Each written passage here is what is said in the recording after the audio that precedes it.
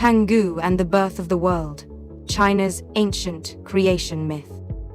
Have you ever looked up at the sky and wondered, how did it all begin? Where did the earth beneath our feet come from? And who or what was there before time itself? Modern science tells us the universe began with a big bang, that Earth formed from swirling clouds of gas and dust, and that humans evolved from ancient primates. But long before telescopes or fossils, people told stories to explain the mysteries of existence. In China, one of the oldest and most powerful of these stories belongs to Pangu, the giant who split chaos in two and gave birth to heaven and earth. Let me take you back to the very beginning. Before there was sky or land, before stars, mountains, or oceans, there was only chaos. Not chaos as in disorder, but as a single, formless, endless mass. Imagine a vast, dark egg, smooth, silent, and sealed shut. Inside this cosmic egg, nothing moved. No light, no sound, no up or down, just stillness.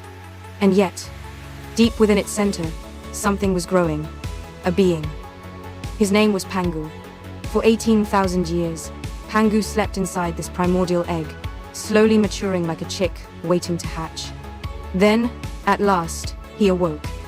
With a mighty roar, he raised a great axe forged by his own hands and struck. The egg shattered. From the split, two forces emerged. The light and pure rose upward, becoming the heavens. The heavy and murky sank below, forming the earth. And Pangu stood between them, taller than any mountain, stronger than any storm. Each day, the sky rose one zhang here, roughly 3.3 meters. The earth thickened by one zhang beneath it, and Pangu himself grew one zhang taller, steadfastly holding heaven and earth apart so they would never collapse back into chaos for another 18,000 years. He stood guard, shaping the world with his presence. But Pangu wasn't just a silent guardian. He was alive with emotions as vast as the world he created. When he smiled, the sun shone bright and clear. When he frowned, dark clouds gathered across the sky. When he wept, his tears fell as rain, filling rivers, lakes, and seas.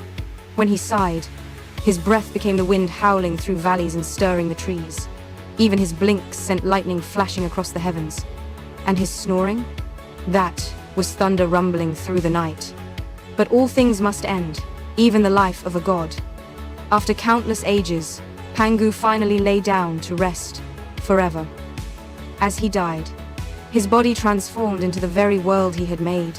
His head rose as the majestic Mount Tai in Shandong, the sacred peak of the east. His feet rooted deep into the earth as the towering Mount Hua in Shaanxi, the steep and dramatic guardian of the west. His belly swelled to form Mount Song in Henan, the central mountain, symbol of balance and harmony. His left arm stretched southward to become Mount Heng in Hunan, the southern sacred peak, cloaked in mist and legend. His right arm reached northward to shape Mount Heng in Shanxi, its northern counterpart, equally revered but written with a different character in Chinese, each honoring its direction in the celestial order. His blood flowed as rivers. His bones became rocks and minerals. His hair and beard sprouted into forests and grasslands. Even the fleas on his body, legend says, they turned into fish and animals. So every part of Pangu lived on in the land, the sky, and the soul of China itself. Now, you might say, it's just a myth. It's not real. But myths aren't about facts, they're about meaning. This story tells us something profound. That humanity has the power to shape the world. Pangu didn't wait for gods to create, he acted. He used his own hands, his own will, his own axe. In a way, this ancient tale carries an early echo of a timeless truth. Through labor, courage, and imagination, we build our world. And that idea?